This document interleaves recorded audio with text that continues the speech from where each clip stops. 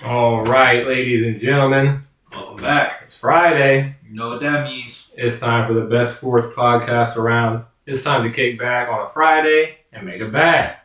Absolutely. You guys know what we love to do over here. And for the first time in a long time, we have all three sports to talk about tonight officially. We have a full slate of sports. Absolutely. We are officially back in the NBA. Has arrived. The World Series is about to begin here in just a matter of a couple hours. And obviously, the NFL, unfortunately, is about halfway through. It's almost the best time of the year. The wind, I would say, is breezy. Unfortunately, it's a little too breezy in our Midwestern part of the States. But we got all the best time of sports. The NBA is back. The NFL is in the midst of things. We know what's going on. Sort of. This season's been crazy. Yeah. And the MLB, we're in the World Series. Absolutely. So we're in the perfect time for just about every sport possible. The NBA has already came back and made its mark. We've had multiple big performances from a lot of stars already so far. But that's something we'll get into here in just a little bit. As John was just saying, we got a few things to talk about before we move on to the other sports. The MLB is usually where we start things, and nothing's going to change now. And we are finally here, and we have the World Series matchup. Yeah, we made it. Last time we talked, we had a 3-3 series between the Brewers and Mariners. Absolutely. And that was a 3-0 series from the Dodgers and Brewers. Yeah. Or you said Brewers. Brewers and Mariners. Mariners and Blue Jays. Yeah, there you go. Dodgers and Brewers. Sorry. No, and then, obviously, a clean sweep from the Dodgers expected. Blue Jays in a tight Game 7. Yeah. Close things out. It was a very tight game. The Game 7 didn't disappoint. Mr. Cal Raleigh and Julio Rodriguez both came to show out for the Mariners. Both had a home run in that final Game 7. But it came down to one of the bigger stars of the Blue Jays so far this season, Mr. George Springer. Bottom of the 7th inning, cranked a 3-run home run to put the Blue Jays on top, and that's where things stood for the final 2 innings.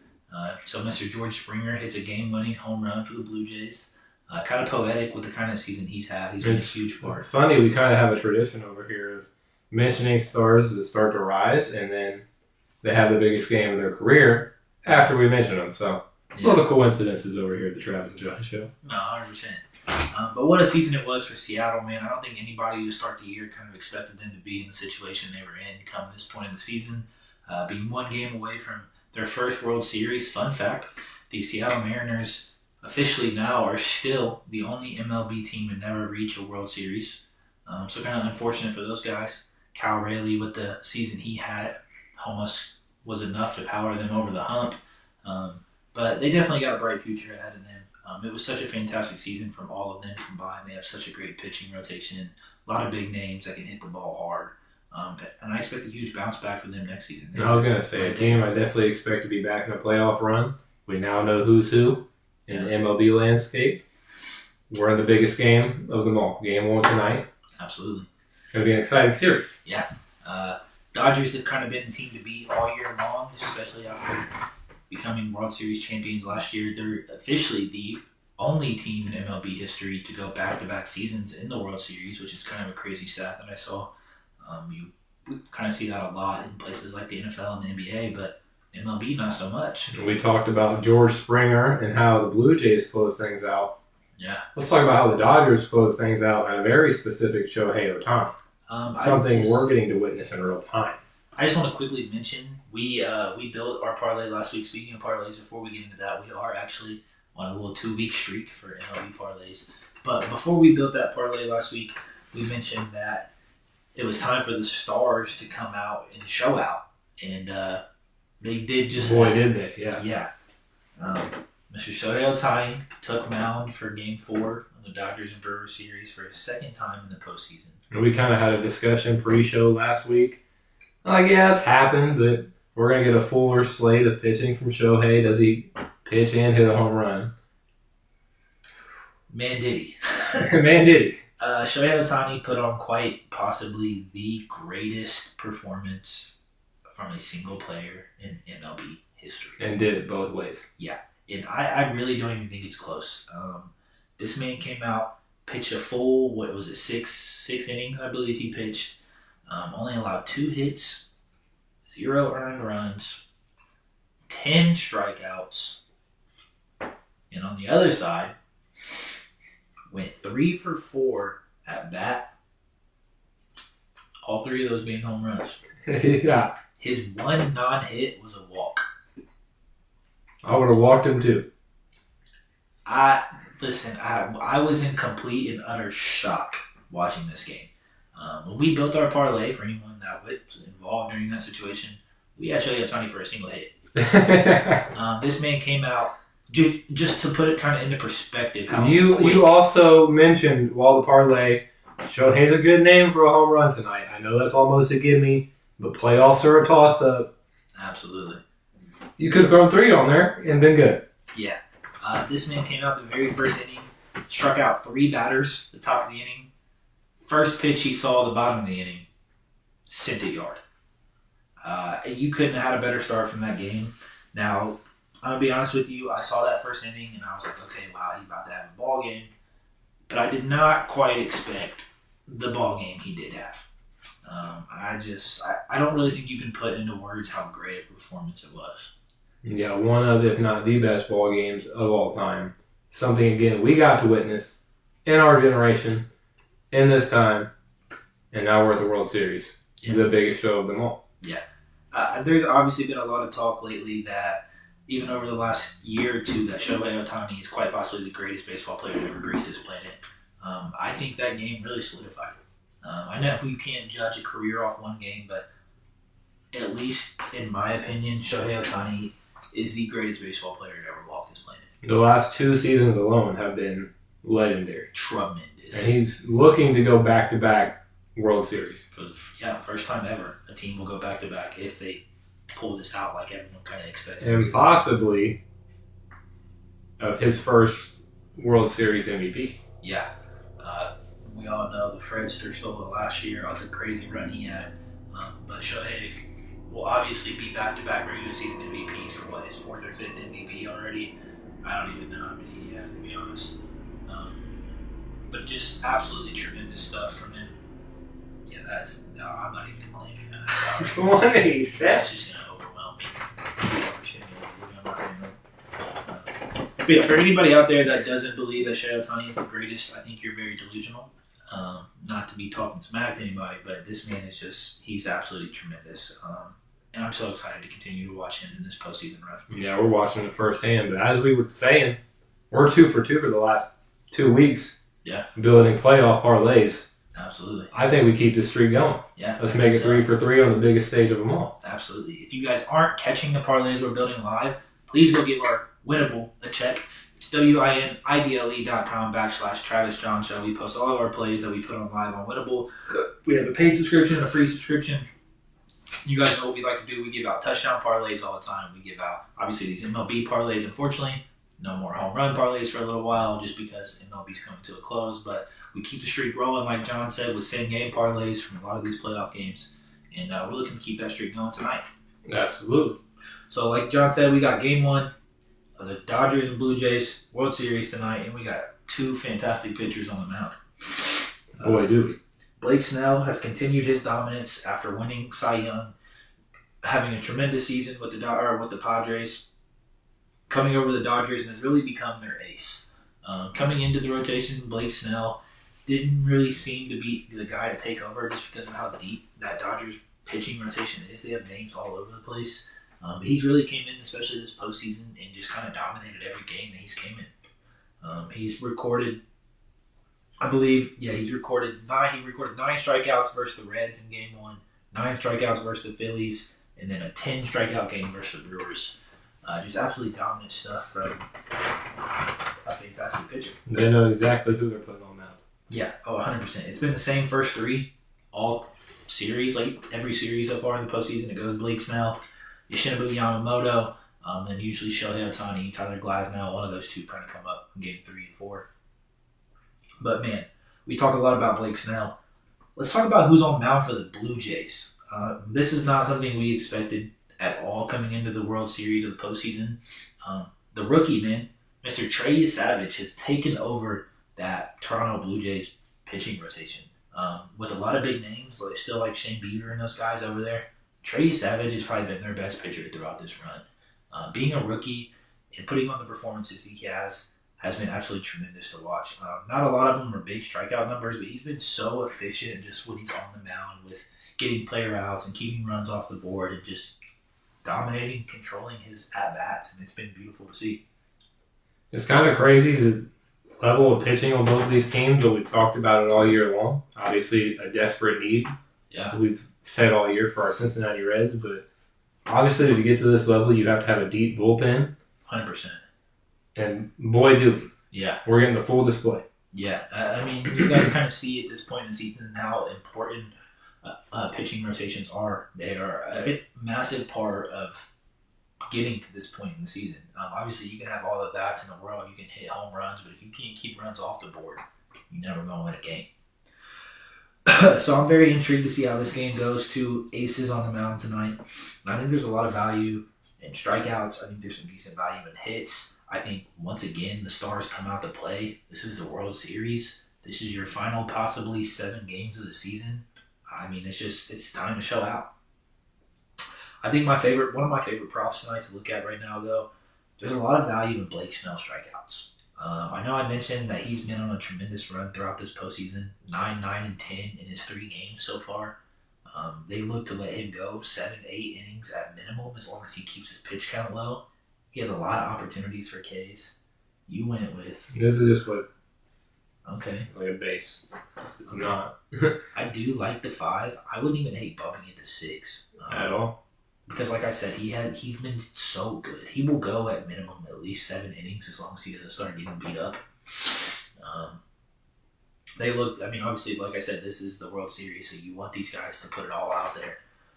I think there's good value in 5, but I think if we can keep this parlay a little shorter and not have to worry about a whole lot, I think 1 extra strikeout for those odds. Yeah, I'm good with the 6. That was, again, just like the base. Right.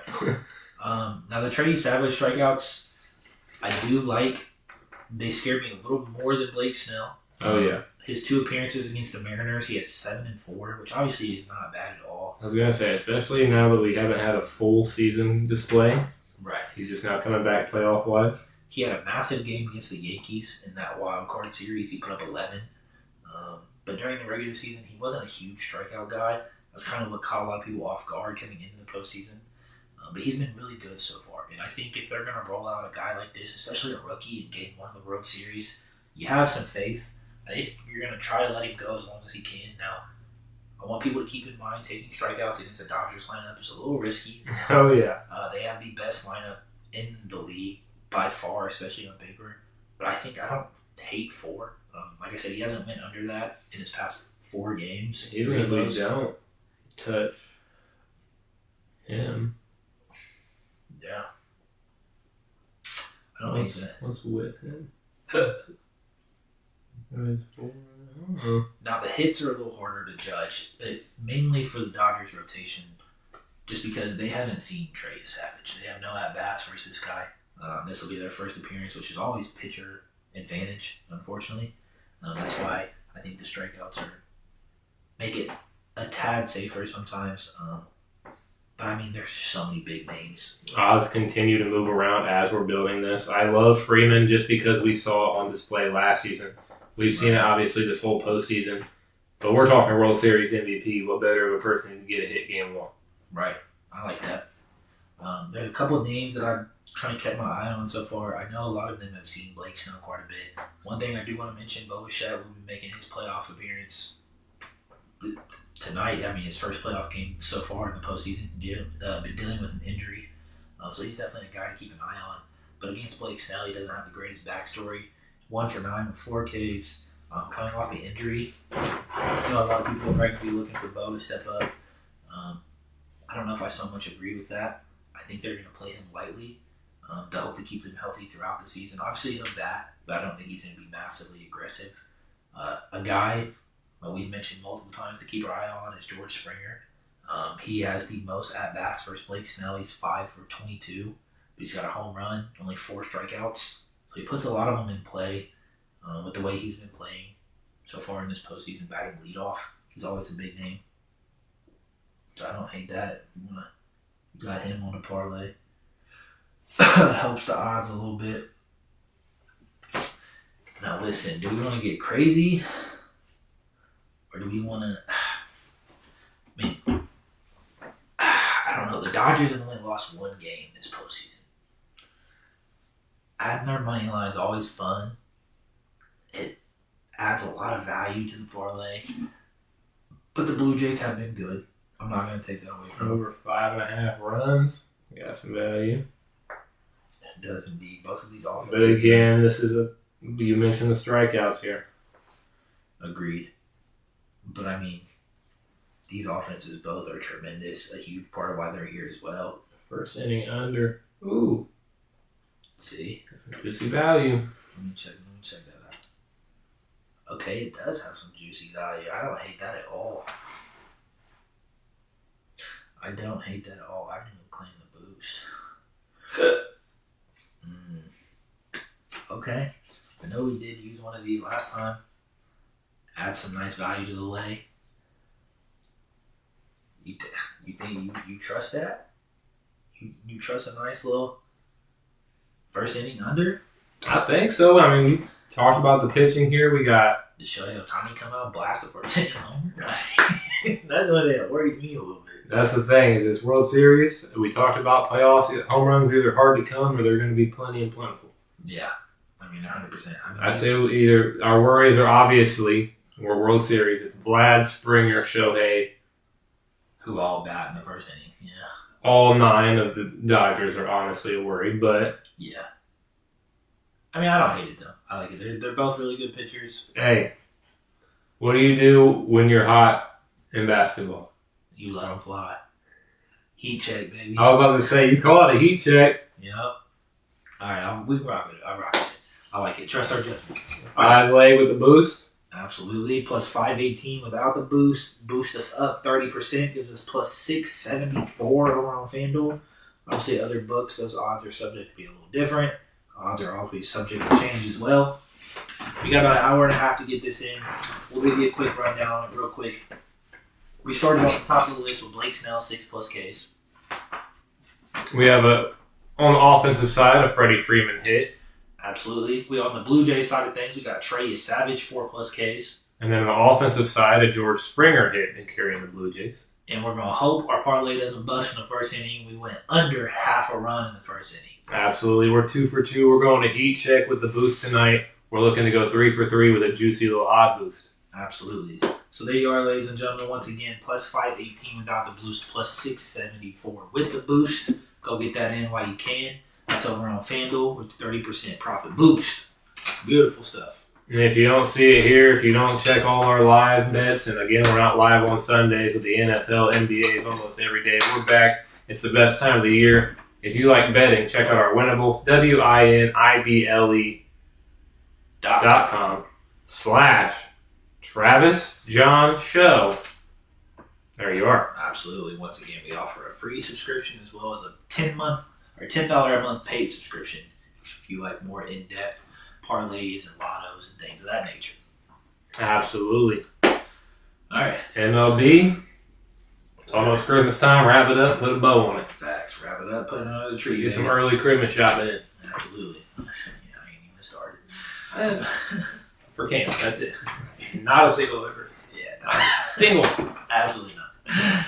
All right. Well, that being said, we're going to move things over to the NFL section where we have a lot more to talk about. Some things to break down and get into. Absolutely. Did we have a roller coaster of emotions last night? We've talked all season about we don't know who's who. We don't know who's good. We don't know who's bad. Before game, we kind of talked to ourselves. Vikings game, you know? Right. Carson Wentz been okay. You got the best wide receiver in the NFL. Aaron Jones back. Everybody been cool. Right. Wow. Chargers, the biggest thing for me last night is the Chargers have been fraud checked multiple times. They started off the season with a big W against the Chiefs. Justin Herbert looked fantastic. Everybody thought they were going to be great. They dealt with some injuries. Don't get me wrong. You lost your RB1 and 2 in Hampton and Najee Harris. You've been kind of digging in the running back room a little bit. But they have not been, after week 1 at least, have not been that great. I don't know. I'm not a big fan of the Chargers. I'm not really big on what they got going on over there. I had high hopes for them, like I said, after week 1, but then it just kind of died down from there. They dealt with a big loss last week. Did she? No. Dealt with a big loss last week to the Colts, which, listen, the Colts are... Look, I apologize after last week for doubting the Colts once again. I thought, maybe the Chargers would be good that week. We've talked 3 to 4 decent wide receivers. We don't know the tight end situation. I told you I was big on Orlando Granson, and you didn't see that. You weren't, but we saw a display last night. Sorry. But otherwise, the Colts again proved me wrong. I apologize in the comment section to some of the Colts fans.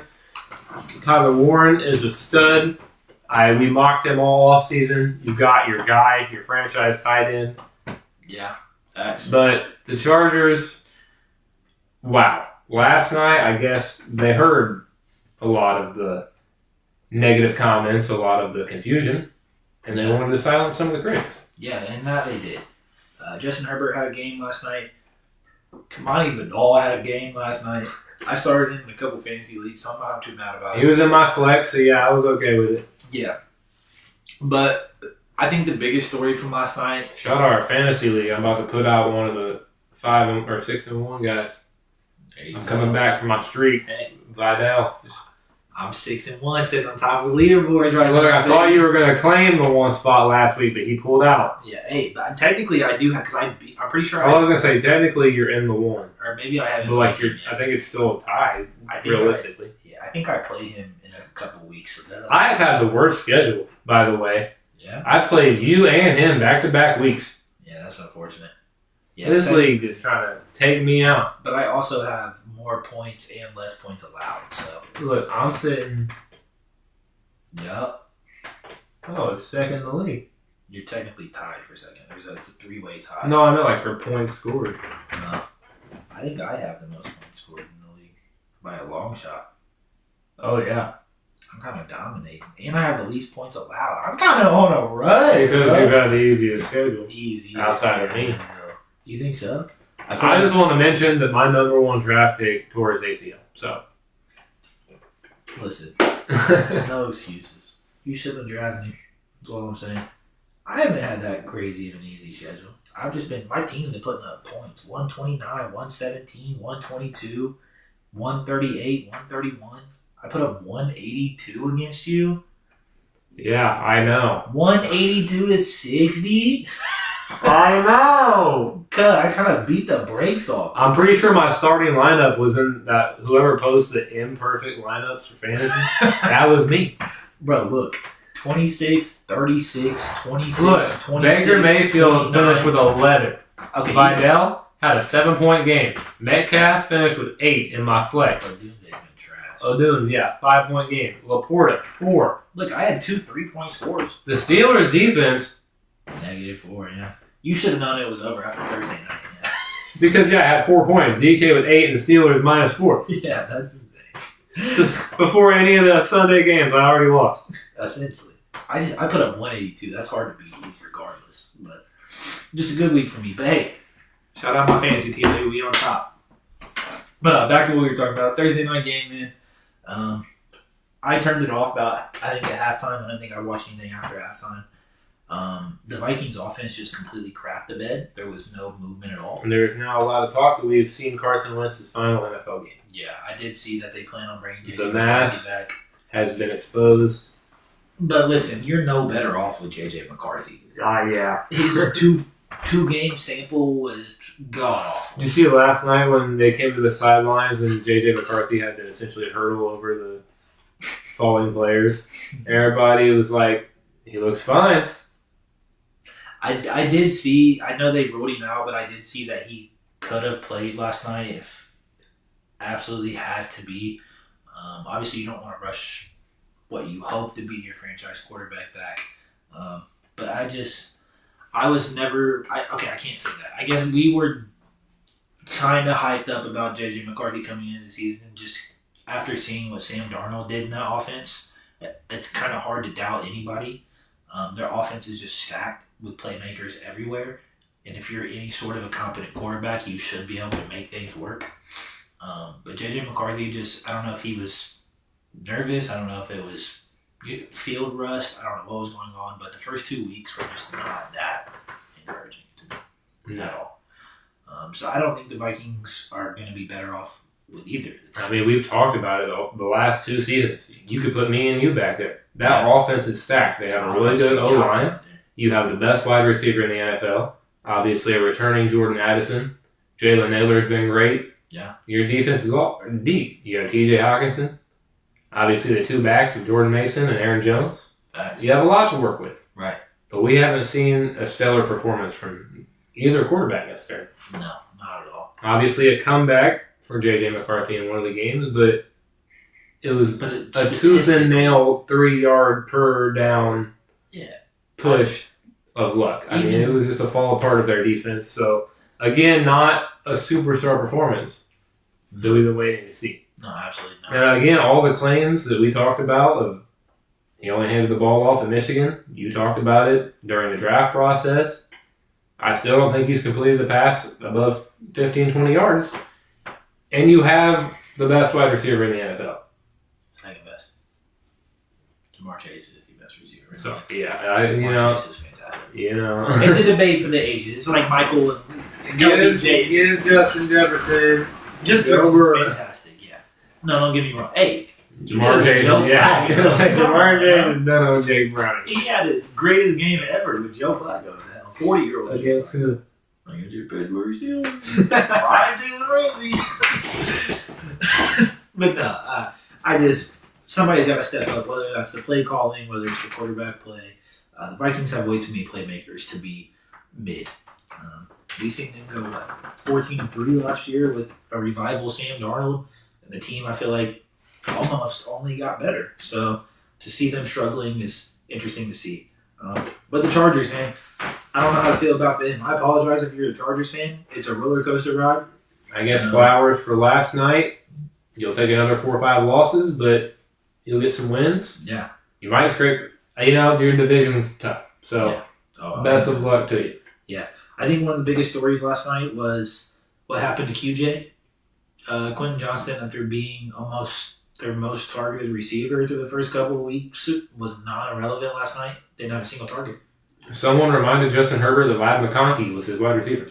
No, someone reminded him that he had a 5th-round pick tight end that he wanted to throw the ball to. For some reason, he was the only guy visible. I tried telling you. He is so bad.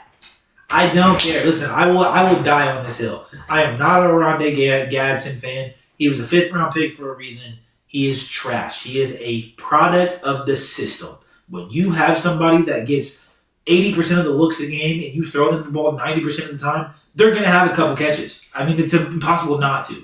You could put me at tight end for the Chargers, and if Justin Herbert targeted me 15 times, I'd catch 5, 10 of them things. I promise you. I'd have a touchdown. When he's got a NOLA Saints jersey next season, he won't. He wholeheartedly won't. You gonna go into the front office? We'll play Taysom Hill at tight end before we play Rondé Gadsden. I promise you. Taysom Hill, fullback, quarterback, running back. Exactly. But you still you need a tight end one. No, he is tight end. Taysom Hill's Swiss Army knife. QB1, RB1, left tackle 1, middle linebacker 1. He does it all, dog. I mean, you got to worry about nothing. He's a football player. He don't got. He's a defensive coordinator sometimes. Facts. He's offense coordinator, let alone defense. Strength and conditioning coach. Facts. I mean, he do it all. But no, man, I don't care how many good games he has. I don't care if he goes over 70 yards every game for the rest of the season. I'm not going to be a Gadsden fan. Maybe you call me a hater, but the real people call me a realist. There we go. Understand. He's not good. Not a fan. Will Dissly could have put up those numbers if you'd had him a tight end 1. I mean, come on, bro. It's not hard to do what he's doing. He's catching. He only targeted him 90% of the game. When Quentin Johnston doesn't get a single target in the game, that's an issue. You know why? Because the only person he could see on the field was Rondé Gadsden. Because you know who's running the 5-yard curl routes? Yeah, you put me on a 5-yard curl route and I will cook him. I promise you. You let me run 5 yards around the field, turn around, catch a ball. I had 10 catches for 180 yards and 3 touchdowns. 180 yards on the 5-yard. Yards after catch, dog. You gonna stiff arm who? I'm gonna yak him. I'm gonna stiff arm Roquan Smith. I'm stiff arm whoever I got to. Patrick Queen. Luke Kuechly. I'm stiff arm Patrick Queen. I was gonna toss out Jalen Ramsey, but he getting cooked. I'm frying. You definitely going for 3 tutties, 180 yards. Bacon Jalen Ramsey. But man, I don't know. I'm not a fan. He would never go on my slip. He would never go on my fantasy team. I don't care. He won't be anywhere near anything. He was the first tight end to start off tight end weekend. Okay. I don't care.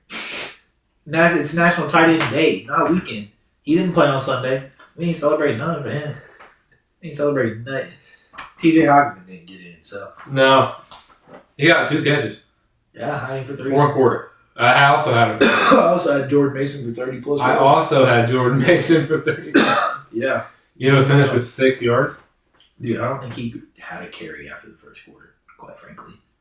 I really don't. They were. I'm pretty sure their leading rusher was that. What's his name? The dude that played when Aaron Jones wasn't there. The Isaiah something dude. Yeah, I sent it to you in the first quarter. He was leading rusher. Yeah, no, that was Jarrett Patterson. Oh yeah. I'm talking about for the Vikings. It was that. What's his name? Hold on. This dude, Xavier Scott, with 2 carries, was their leading rusher. Crazy. I understand they were down, but let's put Thursday night in the rearview mirror. As it should be. 100%. It's Friday. It's the weekend. We like to forget Thursdays around here. That's why some people drink on the weekends. Prime time sucks. Absolutely. This season, don't get us into that debacle because we'll be here for another hour. Yeah, let's get to these Sunday games. Yep. Something maybe slightly more encouraging on the horizon. Yeah, well, we're also doing a lot of bye weeks. Yeah. And there's not a lot of games that pique my interest this week. There's one. I didn't realize it was a late game. I feel like a lot of these games are kind of lopsided, at least on paper. Absolutely. There's a lot of massive favorites. And this is going to be one of those weeks where you expect someone to score, and it's going to be everyone else. Yeah, just take Titans. Well, I'd say that, but like the Bills-Panthers game, James Cook might have 3 touchdowns. No, he's not. James Cook to Josh Allen 1. He's been faded out of the lineup. Not lineup, but he's been faded out of the red zone touches ever so slightly every week. He hasn't scored since week 3. I am interested to see how this Bears-Ravens game goes. Right now, Lamar Jackson is listed questionable. He did practice a little bit this week, so there's a chance. Right. I wouldn't be surprised if they hold him back again. It's Lamar Jackson, the MVP, but again, your season. And you're 1-5. Again, you're either on the line or it's already over. Depends how you look at it. I don't. Ben Johnson and his Bears. Rolling. So. Coach of the year. Could be an interesting matchup depending on how they play it. Facts. Jets and Bengals. Don't even watch it. That'll be the worst the game. The Bengals probably win by 30. Not to mention the Jets don't know who they're starting at quarterback. It's going to be Tyrod. It's going to be Tyrod. Did you see, speaking of that, I think I sent it to you, what Woody Johnson said about Justin Fields? Yeah, Justin Fields said he didn't think it was worthy to respond because it's not going to make He said they don't have a relationship. He said he's never met Woody Johnson. Insane to me, right? Your starting quarterback doesn't even know your owner. If I'm an owner of anything, I'm going to have weekly, if not monthly, discussions with the players. Out into the public. Yeah. By the way, $30-40 million guaranteed to be your out into the public. Yeah. He literally took all the blame off Aaron Glenn and just threw it right on Justin Fields. Took it off Aaron Glenn, took it off the O-line, took it off anything. Yeah. Could you imagine being Justin Fields and you're already struggling, probably mentally, and then your owner comes out that you have yet to meet and says you're dog water, hot trash, the coach can't win with someone like that at quarterback? I mean, let's be real, though. When does the Justin Fields hype end? It's been 6 years now. He's yet to throw for over 3,000 yards in a season. I have a lot of faith. He's just not. Listen, I love him as a person. I think he's fantastic. He's not good. He's just really not. The only thing, I have a lot of faith. I'm a big JF1 fan. You know this. But the one thing that I've yet to, we'll get to it in the next game. Well, one of the next games. But we know when to get rid of players. I mean, just look at this, bro. It's so bad. 1870, 7 touchdowns, 10 picks. 22-42, 17 touchdowns, 11 picks. His best season was a 2,500-yard, 16 touchdown, and 9 pick. Like, it's just, he's so bad, dude. Like, I get he's athletic, he runs the ball. But that's not that's not everything. His best season was as a Pittsburgh Steeler, and he started 4-2, and we threw him on the bench because we had some handshake agreement with Russell Wilson, who's now on the bench of the New York Giants. Speaking of, that's one of the next games I'm interested. Well, we'll do a quick toss of this 49ers-Texans game. You mentioned it earlier. The lines, if you're a betting fan, I don't know what's going on here. Brock Purdy and Ricky Pearsall ruled out. But Nico Collins and Christian Kirk, wide receiver 1 and 2, ruled out for the Texans. Yeah. And we've seen the Texans, when healthy, are awful. They've been trash. The 49ers, even with Mac Jones, have been great. Yeah, 100%. I mean, you have a fully healthy... Not only are we twinning, we're on the same page. See? I mean, you have a fully healthy CMC. I get you're dealing with a lot of injuries outside of that, but your main 2 offensive stars are back outside of Brock Purdy. You got CMC fully healthy. George Kittle's ready to go. The defense is dealing with a couple injuries. Your 2 biggest stars, Nick Bosa, Fred Warner, are out, but they've still been good. They have decent pieces. And just the biggest thing, the Texans have been so garbage. And the offense has been horrible. The defense is not lived up to the hype. I don't know if this is a trap game. I don't know if Vegas is trying to tell us that the 49ers have to lose this one. But there's just no reason in the world the 5-2 49ers should be underdogs to the 2-4 Houston Texans. They should just not be. So, me personally, I will have the 49ers on some kind of money line slip come Sunday. If you want to tell me, go for it. I think the 49ers should win this game in pretty convincing fashion. The last 1 o'clock game I want to mention is we have a chance to see the Giants beat the Eagles twice. They will. I was going to say one of the most disliked teams by some in the NFL right now. A fraudulent offense. One of the only teams that can false start on every push. But the minute any other franchise runs it. Yeah. They've been trash. Just like, Drew Brees said it. This is the most unentertaining offense in the league. They have been god-awful. I don't know if it's the play calling. Since they lost Kellen Moore, I don't know if the new guy just doesn't know what he's doing. Saquon Barkley cannot get going. Jalen Hurts cannot throw the ball. I do want to mention Jalen Hurts last week finally learned how to throw the ball. We know it's going to be a 1-week affair. It's Jalen Hurts. I literally told my girlfriend last week that A.J. Brown was going to request out. We were talking about long segments to get while we were over there. Right. But I was like, he's about to request out. She said, why? I said, because Jalen Hurts can't throw the ball more than 5 yards down the field. Speaking of A.J. Brown. And then regardless of Jalen Hurts' best passing game this season, Saquon Barkley is still nowhere to be found. The Madden curse has struck yet again. The 2K yard curse has struck yet again. This man had 6 curses coming in. We could have seen it coming. Yeah, 100%. But like I said, speaking of A.J. Brown, not playing this week, so they're down another guy there. But the Giants have been well. They should not have lost to the Broncos last week. They dominated them through the first 3 quarters of the game. The Broncos put up 33 points. In the fourth quarter. Quarter. Quick mention. Demaryius Thomas is 33, Yeah. There was like a whole... Yeah, here it is. There was a whole thing with that. DT was 33 years young when he passed. Broncos scored 33 points in the fourth quarter, and 33 seconds were left on the game clock at the beginning of the final drive. He was there. Look at that. 33 seconds down 32-30. In the game, they inducted him into the Ring of Honor. Yeah. Insane. Lifetime Bronco. Shout out DT. Of course, I didn't tell you, but it's a story for a different day. But yeah. Don't get me started. The Giants have been well. They've shown they're a very game team. Jackson Dart is much better than Russell Wilson by long shots. Cam Scatterbo I have the most entertaining 5-year career ever. All 3 just mentioned, including Brian DeBoll, were fine. Yeah. Including this new blue tent incident everyone saw about Jackson Dart, Brian DeBoll, Cam Scatterbo. Hey, you had to have your man on the field. I get it. Trust me, he saved your job. I wholeheartedly get it. But yeah, just a tremendous Giants team so far. Obviously, the record doesn't show, but they played much better than their record shows. I wouldn't be surprised to have a chance to keep it going, yeah. Yeah. Another game I'm excited to see, we just mentioned one of the teams, Broncos and Cowboys. Another thing I want to topic about real quick. One of the players that we did seem to fail about in Pittsburgh is George Pickens. Shuey is my man happy in Dallas. Yeah. They air that thing out. Obviously, Dak Prescott's top 5 QBR, top 5 passing yards. He's been in the MVP conversations in the last 3 years. We talked about it coming in. Yeah.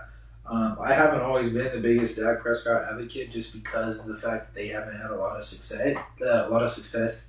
I mean, in the playoffs more than anything. But Dak Prescott has held his own, man. I don't know if it's just the play calling, if they made just airing it out on purpose, but Dak Prescott is efficient. Hey, slight shout out. Go to our YouTube. Check out our fantasy sleepers and avoids. Because that's the one time when mentioning George Pickens, I gave Dak Prescott his flowers, and I said just that. He's been top 5 passing yards. He's been in the MVP conversation the last 3 years. Yeah. They aired out. Yeah. Before last night, because of the Justin Herbert game, Dak Prescott technically led the league in passing. He's now second because Herbert's played an extra game. But yeah, I mean, he just... And with this possible game of the week, he'll be back at number 1. Oh yeah, 100%. I mean, he has 2 of the best, maybe the second or third best receiving core in all our top 2 receiving core in the league right now with George Pickens and CeeDee Lamb finally coming back last week. Had a big game in his own right.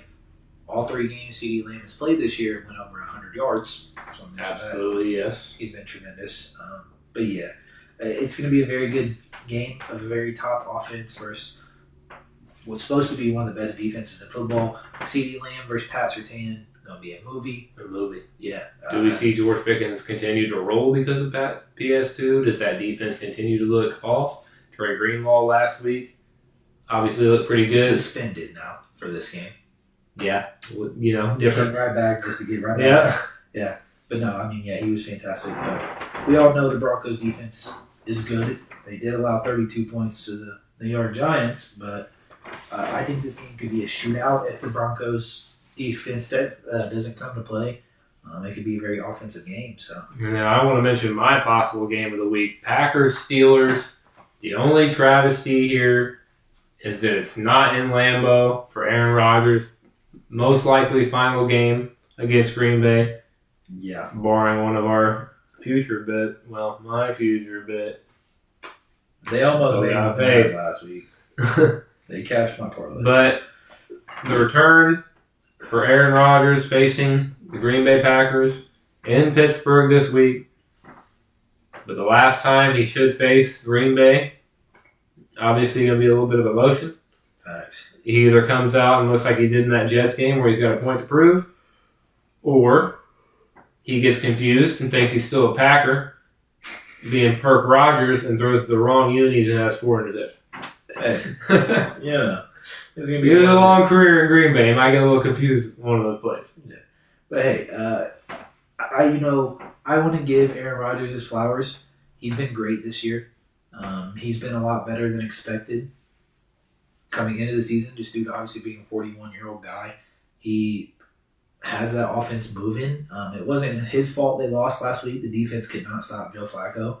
But he put up just as many points. I know we mentioned it last week, but just once again, the arm talent that he's showing at 41 years old is crazy. Bro launched the ball 70 yards down the field and almost threw a dot for a Hail Mary for a touchdown. He did. So he threw a dot. Yeah. It just wasn't for a touchdown. Yeah. It was still right on his receiver, 80 yards in the air. Yeah, no, facts.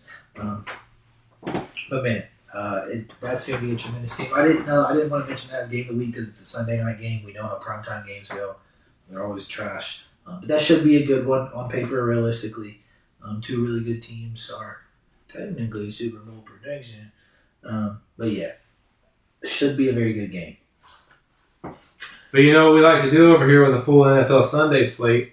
We're back on FanDuel. We're back on our sports books. 3 for 4 again last week. Keep the tradition rolling. Dude, we're on the fade train. We're on the fade train this week. Make sure you take 3 of your favorite players from our props. Yeah, not all 4. Cortland Sutton sold us last week in what should have been a tradition game. Yeah, he scored 33 points and none of them was your wide receiver 1. Troy Franklin and 2 rushing touchdowns from Bo Nix, bro. You don't get out of my face. RJ Harvey caught a touchdown. Come on, man. You got to stop with that.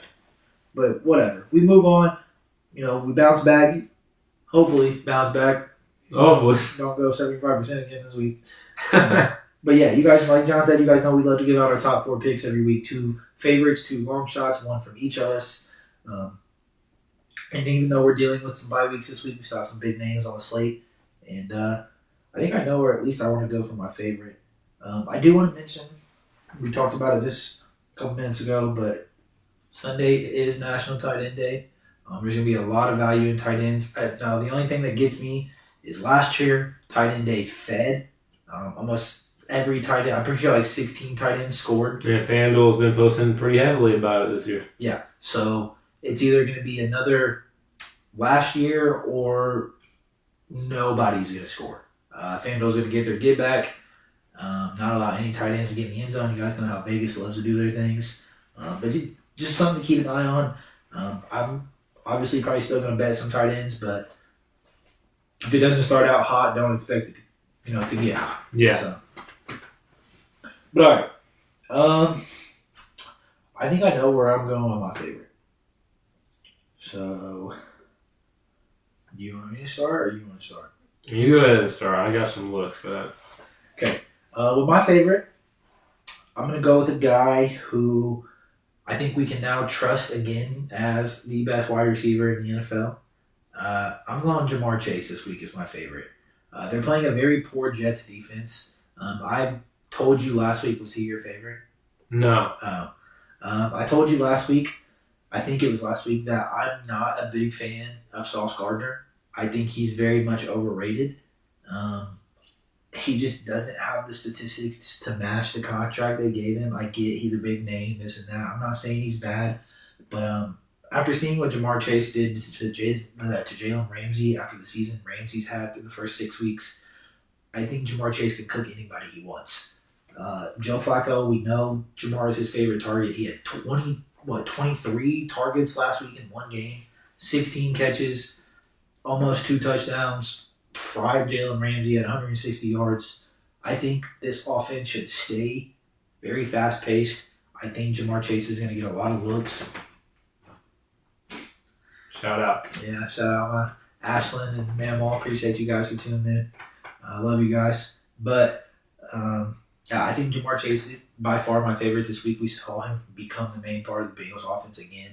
Joe Flacco's going to air it out. Jets suck. Should be a blowout. Thought you would have looked over here. Division game MVP. Not a lot. The odds are. Oh, yeah, no. Yeah. -4. Yeah, no. I couldn't bring myself to do that. I saw that. All right, my favorite this week. They're at home.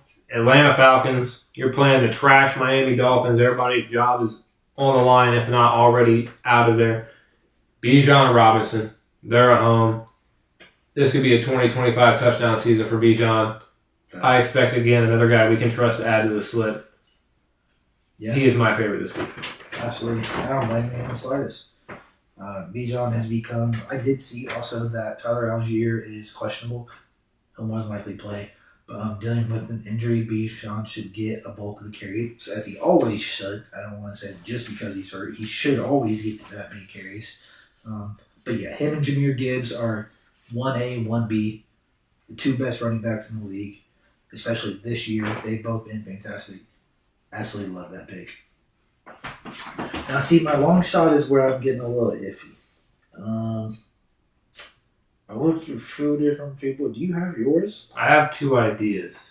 If you want to toss those in your brain, I don't know if they're. See, I wanted to go. I literally looked at both of those, but I didn't know if we should put those with our favorites. Since we can wholeheartedly, we can, because I thought about doing. Oh yeah, that's separate. Yeah, but hey, we can. I don't care. I thought about because again, I got it's that week. Yeah. That game I trust. I trust both of them really. He's due. I also think this is a great pick, considering he's been tremendous this year. Again, possible lockup on CeeDee Lamb. Yes, too. Exactly. I'm cool with that if we want to go. Do you know which? I think you mentioned him earlier. Do you want to use him? Because I know you said that was probably your favorite. Probably. Okay. Do I go, which one? Because I like them both. I really think he does the division game. You think so? No. All right. I'll go with him. All right, ladies and gentlemen, we mentioned it earlier. It's National Tight End Day this Sunday. Once again, play it lightly if you can. We know last season was absolutely crazy. So hopefully this year repeats, but we know how Vegas is. We're going to the Colts and Titans game, 4:30, in-division game. The Colts have been fantastic. Tyler Warren is my long shot. Sitting at plus 115 odds. I don't even know if he's a long shot at this point. He's scored 3 weeks in a row now. He's becoming Daniel Jones' favorite target. And outside of Jonathan Taylor, he is the second leader. I was going to say, you got JT obviously having more 3-touchdown games than most franchises this season. Yeah. But obviously, if teams were to finally game plan for JT, that leaves Tyler Warren wide open. Tight end day is the best day for a Tyler Warren to get in the end zone. I think things look perfect for an in-division game. Yeah, and let's not forget the Titans are atrocious. New coach this week. I don't think that changes much on the defensive side of things, but it doesn't change who they have on the field. Who they have on the field is disgusting.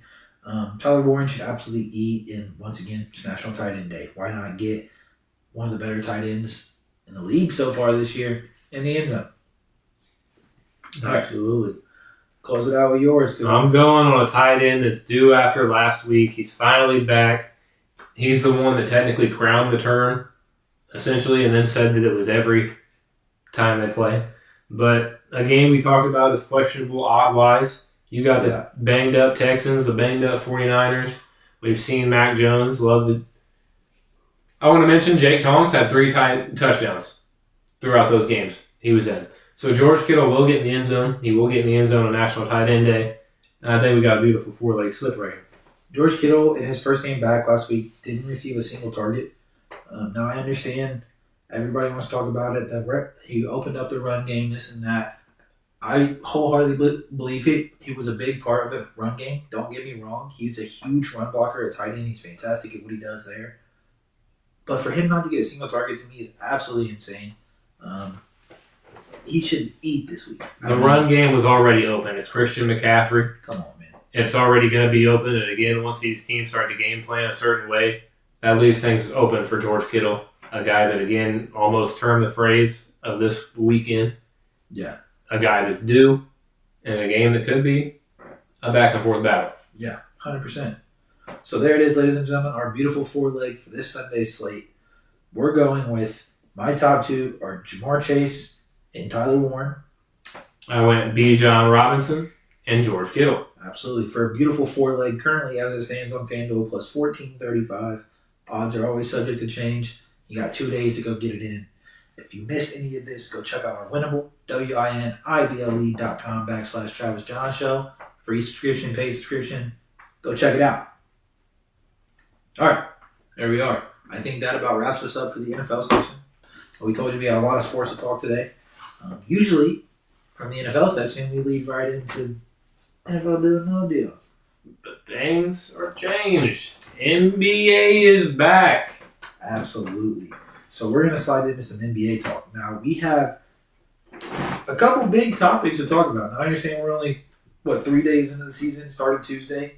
There's been some big performances. There's also been some big news.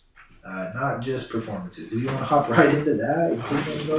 Might as well. We've done it twice this show. It's something that we've all kind of talked about when it comes to scripts and all this other stuff the last few seasons. There was a huge betting investigation underway. Obviously, some big names recently named from this investigation. Obviously, Terry Rozier, current player for the Miami Heat. Chauncey Billups. That man... Yeah. Okay, we'll go by Portland Trailblazers coach. The whole Terry Rozier scandal. Now, it's been officially announced Terry Rozier and Chauncey Billups have both went into custody. They've both officially been arrested for everything that's been going on. And wow. I've heard a little bit about both stories so far. The Terry Rozier story, if anybody's tuning in the NBA, you've seen the clips, you've seen what's happening. That one's a blatantly... I almost get it. Aaron Gordon kind of discussed this topic. You think you can get all your homies rich. Right. You come in, take my under. I'm not going to play very long. All your homies get a bag. The story I'm hearing is also they all got a bag and brought it back to Terry Rozier's house. Like, this is, again, something you can't take yourself out of the game to influence your stats. It's against the rules, but maybe the idea, but again, no, because you're making more a game than you made with these props. Listen, I will never in my life encourage breaking the rules and obviously affecting gambling situations in real life. But this could have been done way better than what he did. Terry Rozier is a guy that's had some good games. We know he's a ball player. He can put up 20, 30 points in a given night. For him to come out in that game and play the way he did, even before faking the injury, was absolutely insane. Have you seen the clips of that game? I mean, how have you not? It was atrocious. He was airballing shots. He turned the ball over every possession. He was literally blatantly giving it to the other team. Like, it was just, it was insane. Now, from stories I've heard, when he told them to do this, he essentially told them to take his unders because he was going to fake the injury. From what I heard, over $200,000 of bets rolled in on his unders that night. Yes. That in itself is a red flag. You got to think about these things before you just... Not to mention, things like this also probably happen more than once. Right. But this is right now the public and recovered information. Right. But the way you went about it is crazy. For one, you should have known that was going to spark a red flag when that much money comes rolling on your unders at the same time in one night. You could have broken down into different games and hey, you bet this night, hey, you bet that night, you bet, like, I'm just saying. You told all 15 homies, hey. Like, hey, all of you throw $10K on my unders and you're going to get a bag. Like, bro, okay, listen, I understand the idea. You want to look out for your homies. I get it. I would have been appreciative if I was your homie. But there's just better ways to go about it. I don't know what to say. It was so bad. It was so obvious. There's no getting out of it. I want to know is the dude that made profit, are they coming into court in this situation? Is their profit being questioned? Because Terry Rozier had to put his house in Florida. $6 million.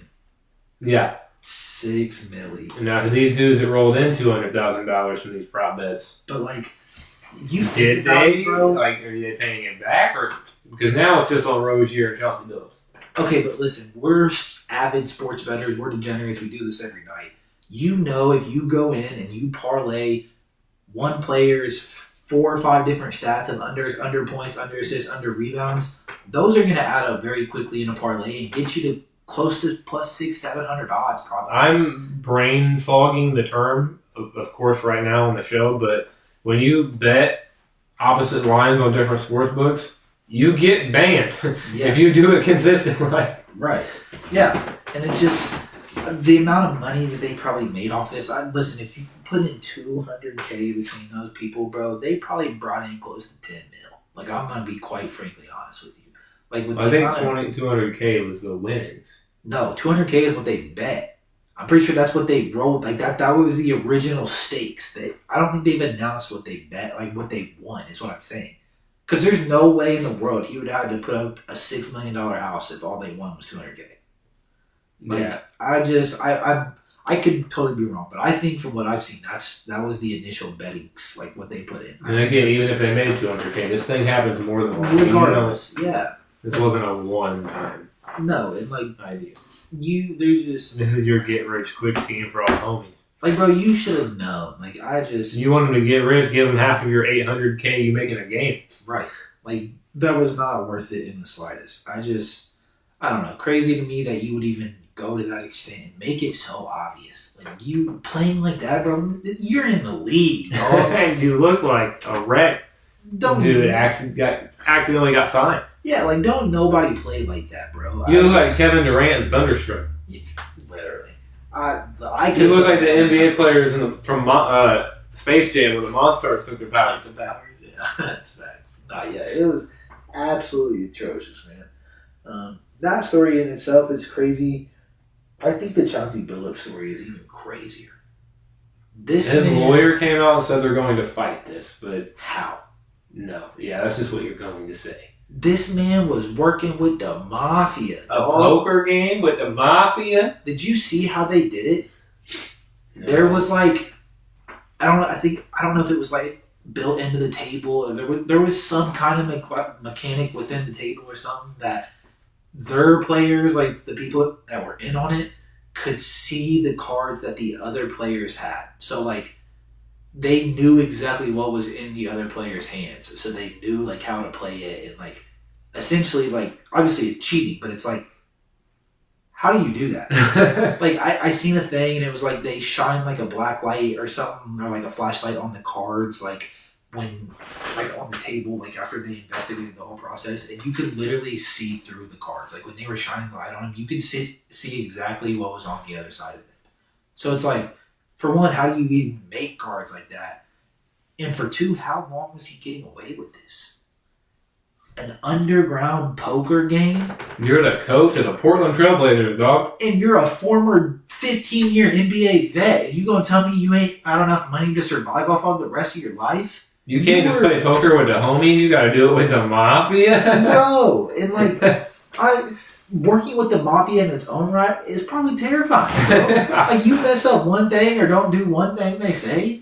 Yeah, we were texting about it. Like that's worse than this is a step above loan shark situation. Like, they coming for your life. You don't pay back their money, let alone the mafia. Right. These are the people that expect you to return a toe back a day in certain categories of their job. There ain't no being late. You either early or you dead. Like it's just quite frankly how it is. I just the lucky man to see Chauncey Billups tied to the back of the car and drove through the city before this was booked. Did you hear what he said in the post-game press conference after Game 1 this season before he got arrested? Because he coached Tuesday night when they opened up, or Wednesday night. Yeah, Terry Rozier was also on the bench for the Heat. Yeah. A coach's decision. They asked him some kind of question about how the game went or how he coached a situation or something like that. This man said, y'all know how I do this. He said, y'all know how I coach. I let the chips fall in place and I go from there. I honestly thought you were going to tell me that he said, I always see the other hand. That would have been fire. That would have got him immediately arrested for 15 years plus. That would have been gas. But he literally made a reference to the situation before he got arrested. I let the chips fall in place. No. Were you just trying the wrong chips fall in the wrong place, homie? Were you just trying to out yourself? Like, was that your cry for help from the mafia? Like, hey, somebody help me. Like, I'm stuck. Bro, like, I want to know more. Like, was this willing? The only reason you have poker chips in your way is because you were cheating with the mafia. You could have played with Gramps and a couple of the Blazers. I want to play poker with Chauncey Billups, bro. You could have had my $200 buy-in. Like, you could have come play poker on a pod. That's what I'm saying. You don't go do it with the mafia. Like, you gonna put your life on the line and still. You probably had to sign a contract to like lose your grandma if you did the wrong decision. Right, but it's to me like, how long do they get now? Like, how like obviously this is a federal offense. How deep does this go? When do they look into the NFL? Like how? Let's not forget the Damon Jones situation. The 4 teams investigated were the Lakers, the Hornets, the Blazers, and I'm assuming probably the Heat. I think was the other one because of Terry Rozier, because that's when it happened. But yeah, let's not. That doesn't just end there. Those are just the 2 arrests that were made. There's a lot more going on. And I say, not to mention the 3-4 families that were involved already in the scandal. Yeah, Damon Jones was reportedly accused of leaking injury information about LeBron James. When he was on staff. Yeah, I don't know how deep the whole LeBron situation goes. I don't know if he knew about it. There hasn't been a lot of stuff like that announced yet. I think if LeBron was involved, I think a lot of that's going to be swept under the bus, as crazy as that may sound. Just like the whole Shohei Ohtani situation. I know it's not a huge comparison, but when his interpreter went down, we still all believe that it was Shohei. Yeah, we know someone that took a fall. Yeah, this is one of those. I saw a post on X earlier this morning that said something about you don't have a 23+ year NBA career as spotless as LeBron. It's eventually something comes to light. Bro, he's never even been pulled over. Like, this man doesn't have a single. Not a controversy. Not spotted at the club on a game night. Never cheated on Savannah. Nothing. Never leaked picks. Lloyd's. No, we know of. Yeah, know of. He did have one crazy season with the Heat. I think I would like to think HGH has been involved at least once in his career. That's a discussion for another day. Facts. But yeah, I don't know how to think of this whole situation. I'm very intrigued to see how deep this goes and who else could. There's going to be more arrests. There's going to be more allegations. There's going to be more stories. It's not going to end after this. I think this is going to be a very the NFL, also to mention the NFL, sent out a memo across all 32 teams today, or across all the teams today, saying, like, remind your players, this is our betting, like, our no betting conduct policy. After the recent investigations, like, please, like, have a staff member go over with your players the policy, have it in a clear, like, place defined for the players. That's insane. I mean, it's just more and more obvious every day how involved sports betting in Vegas. I also saw they can't bet on the draft or like anything involved. No, but they can bet on other sports. They're considered insiders. Yeah, but they allow them to bet on other sports. Josh Hart's always posting about his touchdown parlays. LeBron James always has a weekly DraftKings parlay. I was going to say, LeBron James comes up every day on a DraftKings ad. Yeah. Every day. Yeah. I mean, there's so many players and people that bet that we just don't know about. There's been a lot of burner accounts betting and things of that nature. I mean, it's so easy to There's for sure sometimes. A pyramid of this story that will go on for... Yeah. Like, how hard is it? Listen, I don't want to give nobody any ideas, but say I'm an NBA player. How hard is it for me to be like, go find this random person, a random fan, and be like, hey, I'm going to send you 10 bands. Put this on this and this and this. Put this on whatever. Send me the money. You can keep part of it after it hits. Like, you got 100 family members that aren't, like, super related to you that you could be close with. Right. That's what I'm saying. You can't ever trace We're best friends and not related. Imagine I was in the league, like... You going to make me some bread. I'm going to tell you that. Or vice versa, like... If we did it and split up, I don't know. Again, you did it in a different way. This would go layers. Yeah. So I'm sure next week we'll have a lot more news about some more arrests or things that come out to the public. I also wanted to mention, I feel like, hold on. Let me, real quick here. It's crazy, man. The extent these people go to be richer than they already are. Like, here I am betting. We def could, yeah. We bet $5, $10 on certain slips. And they got millies. Yeah. I say we do that last. Let's talk about a few of these real quick. Then we'll mention that before we move on. Absolutely. Real quickly, before we wrap up the NBA, obviously we're only about 3 days into the season, so there's not a whole lot to talk about, but there's been some crazy performances so far through the first couple of days. The stars are coming out to play. We already have 2 50-point games on the season, a couple 40-point games, just some big performances, the biggest one so far. As painful as it is to say, Shai Gilgeous-Alexander. Statistically, yeah, point-wise. Yes. Not to mention that almost half of his points were from the free throw line. Yeah. Went for 55 in a finals rematch against the Pacers last night. Double overtime. 23 for 20. Both of the Thunder's games have went in double OT so far. Yes. 23 for 26 from the free throw line.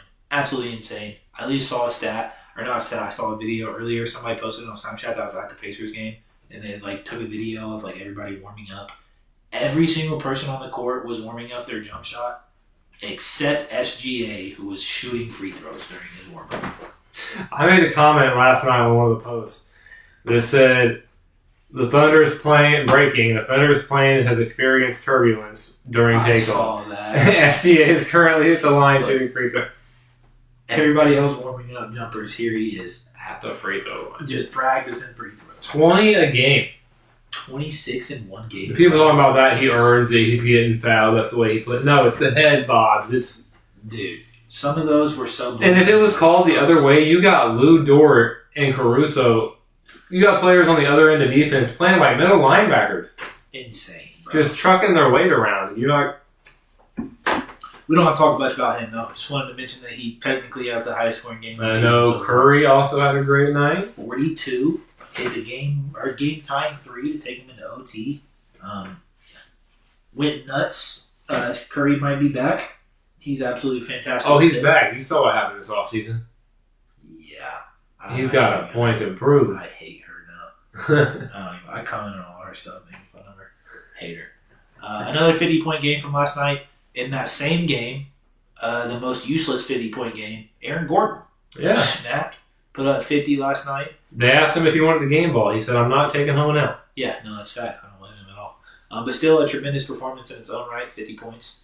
my dog, on opening night, even though we took an L, Mr. Luka Doncic went out and put on a show. 43 points, 12 rebounds, 9 assists. The best statistical game so far this season when it comes to all around. Which is fantastic. Even I understand it's without LeBron, but he's going to put up those numbers with LeBron. Just wait till we get LeBron back, bro. I'm telling you, we're going to be great. Luka, fantastic. Absolutely love everything about him. My favorite player in the league right now. Victor Wembanyama absolutely fried Anthony Davis. Cooked him to a crisp 40 points. 15 rebounds. On what a lot of people think is the best defensive big in the league, Anthony Davis. Obviously, that crown is now held to Victor Wembanyama, who had 3 blocks in that game. I don't care what anybody says. Fried him, though. Went ballistic on AD. Giannis Antetokounmpo put up a quiet 37 against the Wizards. Tyrese Maxey put up a quiet 40 in Game 1. Anthony Edwards put up 41. The biggest story that I wanted to mention real quick, though, the debut of Philadelphia 76ers shooting guard, third overall pick, something like that, fourth overall pick, VJ Edgecombe. The star. Most points in an NBA debut since 1959, Wilt Chamberlain. Bro put up 34 in his debut, dog. Their backcourt went for 74 points combined. Joel Embiid played 20 minutes, had 4 points and 6 rebounds. Atrocious. God, he's so bad, dude. I saw someone had him for 25 plus on an opening day slip. And I was like, there's not a shot I would ever bet Joel Embiid. But 25 plus? It was literally announced before the game that he was going to be on a minutes restriction. I'm pretty sure someone in the comments finally called him out. Yeah. But still, though, he's just god-awful, bro. He's, you know what, I'm glad you said that, because I don't know why he's not on here yet. Yeah. I don't know why he wasn't added after that. Added to the list, we've already created a 5-leg list of an NBA do not bet list for me and you. We're going to do an NFL one. We're going to finally crack down on these players. It's continuously so. The 5 on our list so far, for anyone interested, Trae Young, Jarrett Allen, Klay Thompson, Andrew Nembhard, and Joel Embiid now on the do not bet list. Atrocious. Hate them all. But yeah, just some of the bigger performances so far this offseason, the start of this season. Obviously, plenty more to come, and we're just getting started. Super excited the NBA's back. We're going to lock in on it here soon. Absolutely. But speaking of the return of the NBA, that means I know we've done it in previous weeks in different fashion, but it's the return of the original. Deal or no deal in NBA. No. But beforehand... No, we're not doing that tonight. It's still NFL. Don't tell them that. I didn't say that. I think we'll probably eventually switch back to that, but for now, we're going to keep our NFL going. Yeah, I got ahead of myself because of the return of the NBA itself. But also, with the return of the NBA season, we like to celebrate around here. Absolutely. The best way for us to celebrate here locally is to give away some Pacer tickets. Bang, bang. Indiana Pacers ball is back. Now, we don't have official details yet. We don't know exactly what game we're going to have to give away. We're going to look into that. But we wanted to put it out there that we are going to be doing Indiana Pacers ticket giveaway here very, very, very, very soon.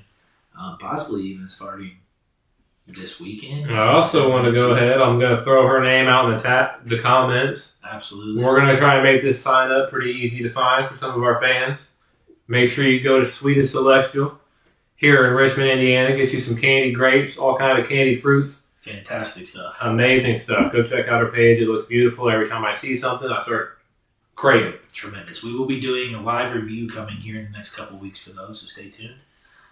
But yes, make sure you go give her a check. She's here in the Richmond, Indiana area, but she has the best treats around. Absolutely. We're going to try and have some sign-up sheets at some of her vendors here in the future. Absolutely. So keep an eye out for that. Make sure you obviously check the Facebook. If you're not local, there will be ways to sign up online, but we just wanted to get that info out there that we will be doing a Pacers ticket giveaway here coming very, very soon. All right. I think that brings us to the close of our NBA section. We're not done just yet, though. We still have time for one more segment. You guys know what time it is. It's time to make a deal with the banker, possibly. NFL, deal or no deal. Absolutely. We will eventually bring back the NBA deal or no deal. We just got to get into the swing of things first. Absolutely. Meant to transition into the whole deal or no deal thing and got myself all mixed up with the NBA segment we were still in. Another week of NFL deal or no deal. Again, we're mid-season. We got a full swing of things. Absolutely exciting week. So we're going to go back, get ourselves our wide receiver and running back for the week, compete and see who has the best fantasy week, and we'll recap you with who won last week. Absolutely. So you guys know how it goes. Excuse me, wow. We gotta give us a short break here so we can know how it goes. so we can get the camera turned around and get everything set up for you guys. So stick with us. Just give us literally just a few minutes here. We'll get the camera turned around. We'll be right back. Absolutely. Grab yourself a quick drink and we'll be right back. That got me saying it. With NFL. See? No deal. We'll see you guys in a minute. Bro.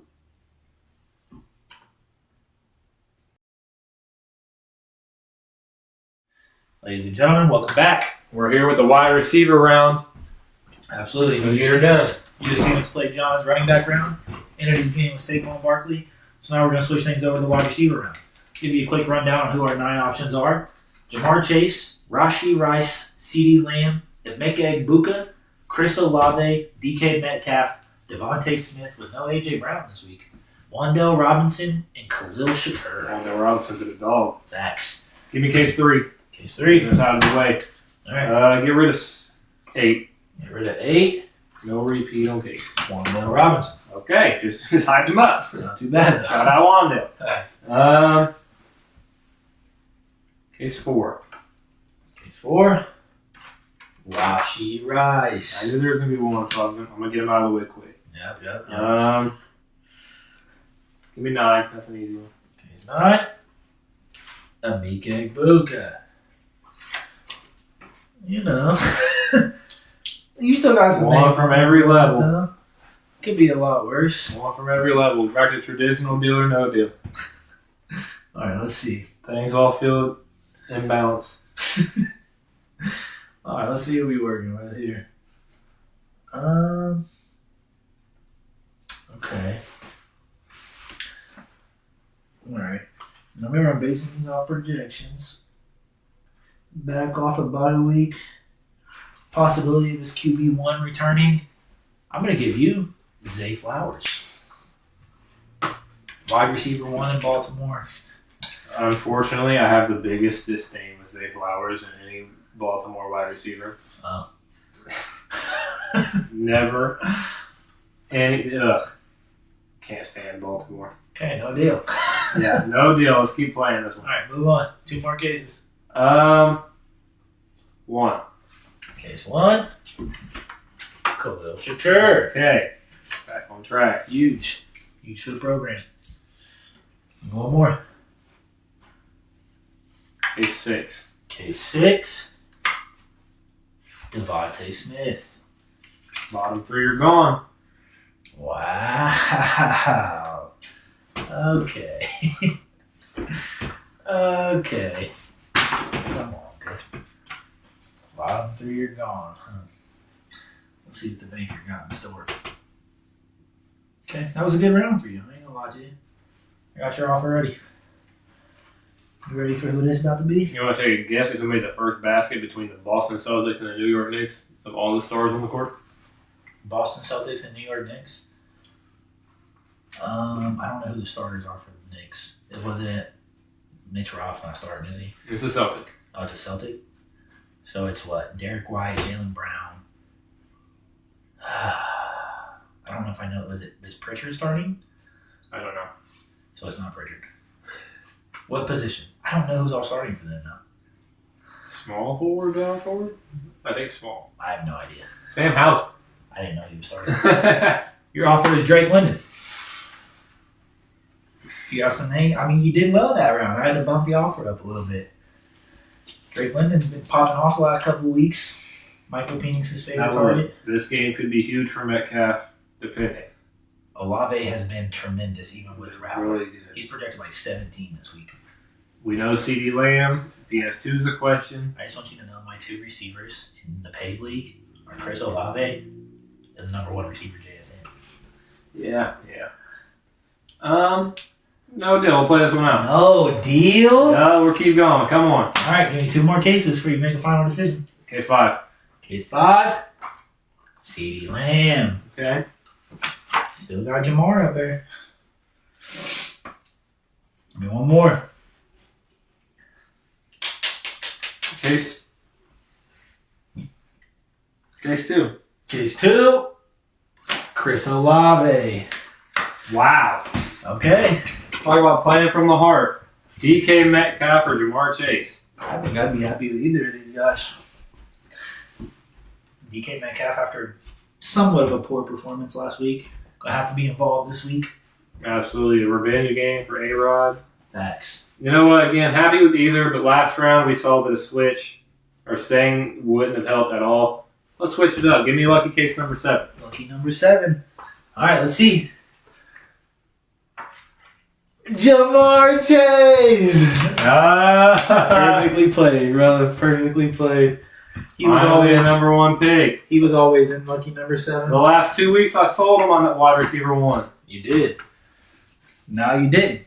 Jamar Chase, who was my favorite for a touchdown pick this week, is now your receiver. So you ended yours with Saquon Barkley and Jamar Chase. What a duo. All right, ladies and gentlemen, we're not done just yet. We're going to see who's going up against John this week in my games. Give us just a very quick minute here. John's going to set up my running back round behind us, and then we'll be right back. Absolutely. Best part. We get to see who I play. Absolutely. Thank you for tuning in, and we'll see you in just a minute. Gentlemen, welcome back. We're here with round 1 for Travis. We're going to get his running backs out of the way. Absolutely. John ended his game with Barkley and Jamar. We're going to see who was battling them this week. Let's snipe it. Let's go case number 8. Case number 8 is mine. Let's get rid of case lucky number 7. I don't usually never do this. Lucky number 7. CMC. Okay. Love to see that. Case number 1. Case number 1. Nice. Bijan Robinson. I might be the worst dealer no-deal player to ever live. No way. Nice. Case number 9.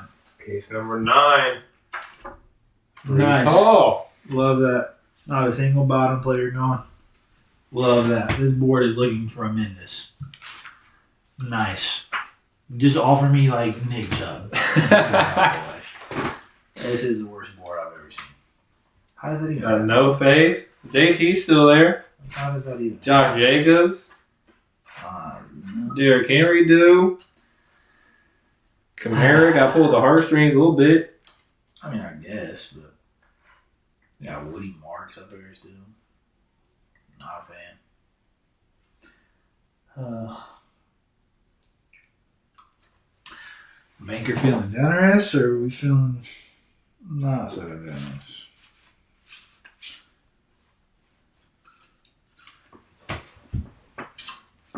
I'm nervous. This about to be an idea, huh? You think so? I don't know. Or do you also have a little bit of CTE?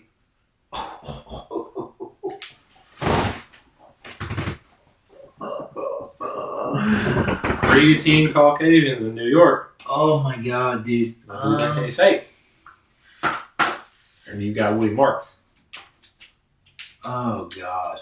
Jonathan Taylor. I would almost prefer him over everybody but JT and Jacobs. Henry's been garbage this year. Kamara just getting older, man. Ramondre and Woody suck. Deal. Shake my hand. All right, let's play it out. Scat Pack, baby. Mr. Cam Scattaboo. Deal. I would have eliminated case number 5. Case number 5. There's Woody Marks. Of course it is. It's Of course it is. like when you cash out a bet with $1 profit because it ain't going to hit in a I smash. guarantee this is Ramondre. Let's go case 3. Case 3. Derrick Henry. Wow. There would have been another offer. Then we would have bounced back. Case 2. Ramondre Stevenson. Okay, Okay. One more. Case number 6. I'm not a big fan of number 6. Alvin Kamara. So it came down to Jacobs and JT. The only two that you would have taken. Love that. Would we have stayed or swapped? I would have just kept 8. Kept Trusted 8. my gut. JT. I sniped him off the rip. Are you so serious? Instead of missing out on wide receiver 1 this week, we missed out on RB1. Hey, eventually his train slows down a little bit, right? That's what we thought last week. And he went for 3 touchdowns. He has one bad game. God. Hey, all I'm saying is Scat Pack went for 3 touchdowns last time he played the Eagles. Exactly. That is not a bad deal. Whatever. Not a bad deal. Could have been. Could have turned out. You could have swapped. Could have picked a different number. It was a hypothetical round. It would have still been Jacobs. Let's get to the real round of wide receivers. We'll be right back to see who his wide receiver is going to pair with Scat Pack. Stay tuned. All right, ladies and gents. Welcome back. We got a wide receiver round. I'm sure you guys just witnessed that disaster. Could have had JT ended up with Scat Pack, so it is what it is. But all right, trying to figure out what receiver we're pairing with Scat Pack. Let's go case number 2. Case number 2 is mine. Let's eliminate case number 1, because I almost selected it. You almost selected it. Last round it was Bijan. Yeah, it sure was, wasn't it? Probably about to be Jamar now. Jamar Chase. CeeDee Lamb. Who else we got on board? Rashi. Who do you think it is? Probably Rashi. Khalil Shakir. Khalil Shakir. Out of the way, pick 1. What a start. Okay. Let's just go opposite of 1 and let's go 9. Case 9. Devontae Smith. Okay, I'm okay with that. I'm A-okay with that. Got the Okay. corner. 2 corners. Then, now what? Let's go case number 6. Flip Case the 9 6. upside, flip the frown upside down and give me Jamar Chase, baby. CeeDee Lamb. That was coming. You got to get one of them out of the way. That was Do it coming. with 6. It's all right. I kind of really want Rashi, so that's kind of what I'm aiming for. Okay. That's my goal here. You got Jamar, Rashi, still Buka, Olave, Metcalf. Technically, I can't really get Jamar because you got Jamar, so that really doesn't count. Yeah. That'll just be a... let's see. Who can I pull you away with? Not a bad round. CD hurts, but you know, it is what it is. Could have been worse. Still got Rashi. Okay. Just give me Rashi and I'll shake your hand. It'll be cool.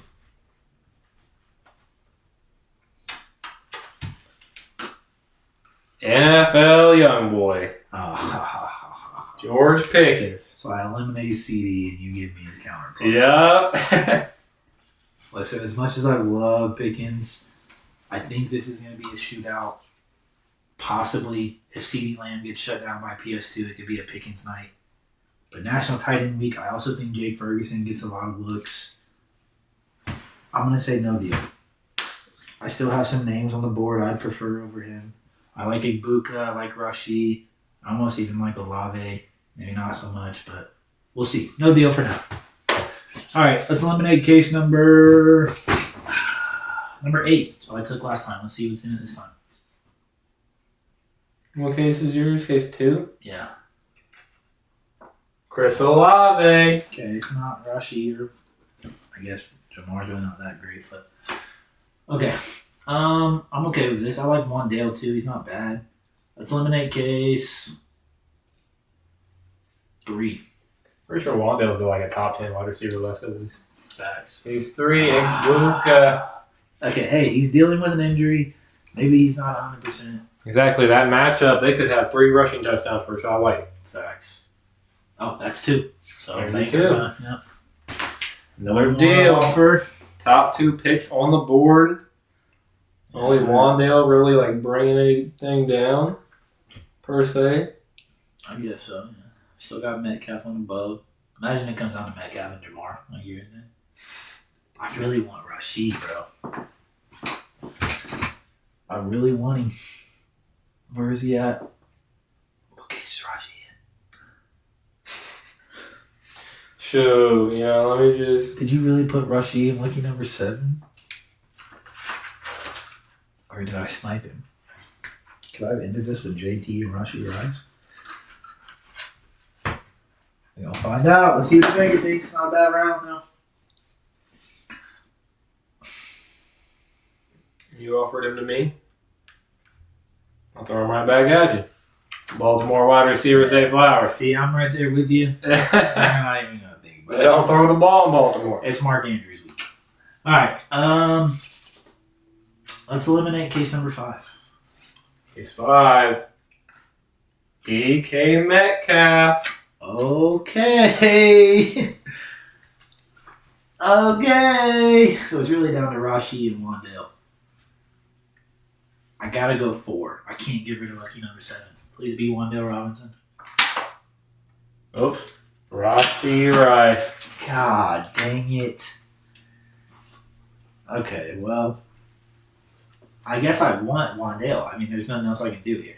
You have Jamar, so it's like that does. I mean, I feel like we could do a final banker offer if it comes down to a tie, just to avoid canceling out. All right. I'm just gonna keep case 2. It would have done me good last time. I would have had JT. No way I sniped the 1 on both of them, right? I sniped JT in 8 last time. If Jamar's in 2, I'm gonna go. But technically, if you sniped Jamar. I know, but it just would be cool for the vibes, you know. I'm gonna go. Sniped them both. Let's just hope it's Wan'Dale. So case 2. Okay. Wan'Dale Robinson. That's fine. That's the only route we could have went. So we got the New York train. Wow. So you won 3 in a row for you? Hell yeah, bro. I didn't even realize I have Wan'Dale and Cam. That's nice. Love that for me.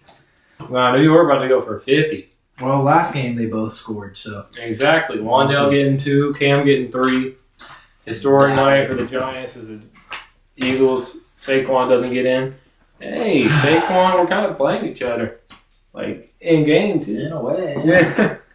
Well, ladies and gentlemen, you just witnessed me take my 3rd L in a row and then the NFL deal no deal. So, shout out Barkley and Chase who are going to dominate Cam and Wan'Dale this week. But hey, you know what it is. It is what it is. Absolutely. Shout out everybody that made it to this point of our show. We're wrapping things up. We've covered all our slates. We do want to give another quick shout out. She's in the comments. She's sharing us around the best candied fruits in Richmond, Indiana. Make sure you check out her page. It's Sweet as Celestial. Again, we put her page in the comments. The best food and candies you will find. But let me tell you, make sure you go find her stand. She will be out and about this weekend. Come look local. Come get you some candied fruits. Absolutely. Not just candied fruit. She does just about anything. She takes specific catered orders. She does all kinds of stuff. Baking. Cheesecake cups, waffle cones, or cheesecake cones. I'm telling you, the list goes. We'd be here for another hour. Go check out her page. Yeah. She's got it all pinned and shows what she has. Absolutely. Appreciate her for partnering up and sharing her stuff with us. But with that being said, that's pretty much everything that we had planned for tonight. All 3 major sports are back. Next week, once again, we'll have all 3 major sports. I think we have 1, maybe 2 more shows before the World Series is over, depending on how deep the series goes. But we'll have things to talk about then. Obviously, keep track of our bet that we have on the MLB game. That game's actually about the first pitch is here in just a matter of moments. If you missed that, go check out our winnable, winible.com/Travis Jon Show. While you're at it, check out the link tree in our bio over here on Facebook. If you're on TikTok, head over to the Facebook. Just search up Travis and Jon Show. Click the link tree right in our bio. It's got all our socials, all our audio and video links you can find. Absolutely. We appreciate anybody that tuned in for any amount of time tonight. All the love and support is very much appreciated. Make sure if you're a basketball fan or a Pacers fan in specific, you stay tuned for Pacers ticket giveaway details coming very, very soon. Outside of that, we hope to see you guys back here next week. As always, It's been the Travis and Jon Show. Live On Facebook Live and TikTok Live. peace out, y'all. Everybody have a great weekend.